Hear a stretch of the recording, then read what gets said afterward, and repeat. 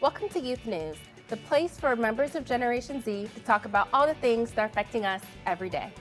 I'm Janae, and with me I'm joined by Sean in studio and Jalen on VMix. So TikTok is probably the biggest social media platform in the entire world. And with its rise, there is also an increase in dangerous social media challenges. And I could talk about it as much as I possibly can, but why don't I show you one right now? Okay, so this was the milk crate challenge where people stacked crates up and were trying to make it across. Ooh.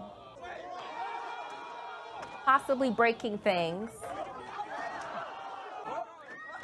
Oh, ooh. Okay, so this was just one. Another one that's more recent is NyQuil chicken, where people were cooking raw chicken in NyQuil cough syrup. And it became so popular that the FDA had to put out an official warning telling people not to do this, telling them that, hey, it's dangerous. We're not making lean chicken. Let's not. So what are all y'all thoughts about this? Well, hey, that crate challenge that took off. I mean, it's pretty crazy. I think part of it is, you have the funny side of it, but it's hard for some people to know when we're joking and when we got to get serious. Exactly. And I got to say, I did take advantage of the crate challenge. I didn't try it myself, but I did make an Instagram post at the time where I was walking down a staircase, and it was like, crate challenge, I'll take the stairs instead. So you got to be able to take advantage of it when the trends are out there. Oh, exactly. What do you think, Jalen? Well, I just posed a question. When is enough enough? I know, right? No, and what's crazy is people were doing this on grass. No, they didn't think, let's put some pillows down, a little cushion. I even saw a couple people doing it on concrete.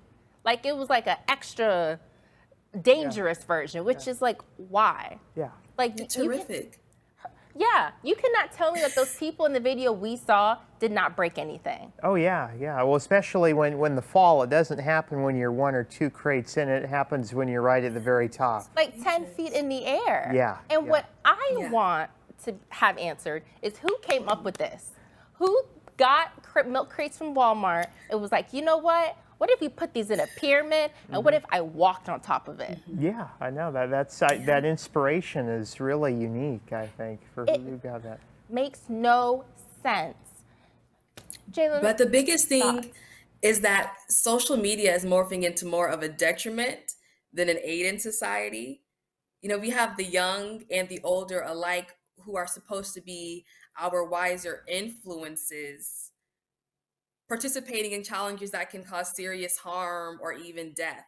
And the fact that the FDA had to come about and speak out, the U.S. Food and Drug Administration stepping into the conversation just demonstrates the severity of the situation.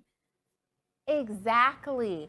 This is not a joke. And the reason why people are doing this is for views. They want the clicks, they want the endorphins, but even with the FDA putting out a warning, people do not care. Yeah. And what's crazy is even when people who do insane things try to tell people, hey man, don't do this, they still want to do it. Yeah. And we actually have an example from the very famous or infamous Tessica Brown, AKA the Gorilla Glue Girl. Take a look. When I do my hair, I like to, finish it off with the little Got to Be glue spray, just to keep it in place. Well, I didn't have any more Got to Be glue spray, so I used this. Gorilla Glue Spray. Bad idea. Oh my God, I'm sorry. That will never not be funny to me. Yeah. So basically what happened was she wanted to put her hair in a ponytail, smooth it down. She usually uses glue to pat it down, like hair glue. But when she ran out, she decided to use Gorilla Glue. And it was this whole thing where she was telling people, my hair, it don't move. She was telling people in the video, please do not do this. Please do not copy me. But people want clicks, people want views, people want clout. they were copying her. Of course, of course. Yeah, well, you know, you got to learn, I guess, those aren't interchangeable bottles of stuff. But again, like you said, I mean, to some extent, maybe it's funny the first time if it's like a PSA. When people take the PSA and they go ahead and try and do it again to see maybe if there's going to be a different result, you know, it gets the views, but you feel sorry for those people because they're the ones, right. the likes doesn't amount to a solution for them. Exactly. But what we need to realize is that many children are impressionable. And there are many people that take advantage of this to make their challenges go viral, right? So those in control of these social platforms need to have censorship and take it seriously. We have had several cases that have shown us that we need censorship, and it should be a priority in regards to these various challenges being dangerous. So what you're saying, Jalen, is the people who are in charge of social media platforms maybe shouldn't even just censor, but maybe even take these videos off the platform. Yes, of course. I mean, we have youth. I mean, there have been deaths in correlation to some of these challenges. Like, there's a choking challenge. Yep. That's still being done, and there are deaths that are occurring. These are our young lives because these videos are being posted, and it's for likes, and it's for views, and it's for laughs and giggles. But like I said, these are lives that are being at risk, impressionable lives that don't know better.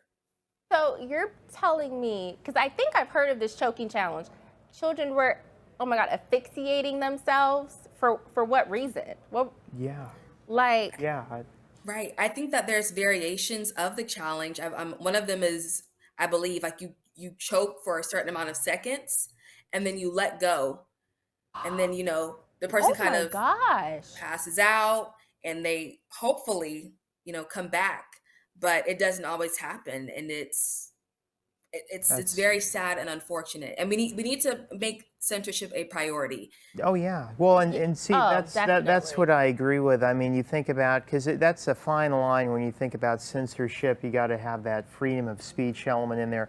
But that is a different kind of animal, I think. You know, to do any kind of those challenges are dangerous, but that's super dangerous, especially for young people that may not really understand the ramifications of that.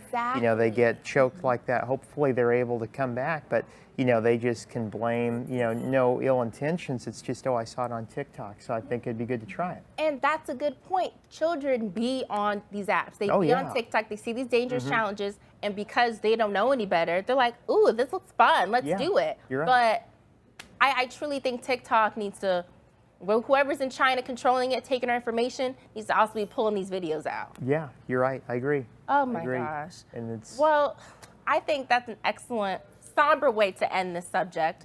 But even though our conversation is over, it doesn't have to be for you. Please let us know what you think about these dangerous TikTok challenges. We want to hear from you. Share with us your opinions by tagging us at WatchYNN.